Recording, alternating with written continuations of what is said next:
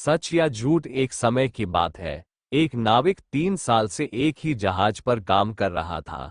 एक दिन नाविक रात में नशे में धुत हो गया। ऐसा पहली बार हुआ था। कैप्टन ने इस घटना को रजिस्टर में इस तरह दर्ज किया: नाविक आज रात नशे में धुत था। नाविक ने यह बात पढ़ ली।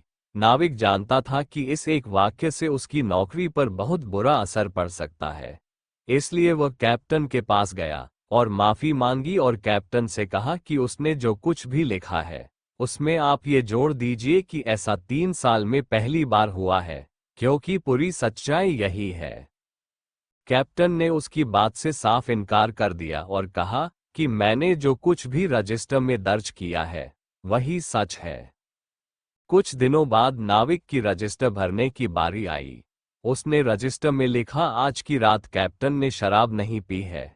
कैप्टन ने इसे पढ़ा और नाविक से कहा कि इस वाक्य को आप या तो बदल दे अथवा पूरी बात लिखने के लिए आगे कुछ और लिखें, क्योंकि जो लिखा गया था उससे जाहिर होता था कि कैप्टन हर रोज रात को शराब पीता था।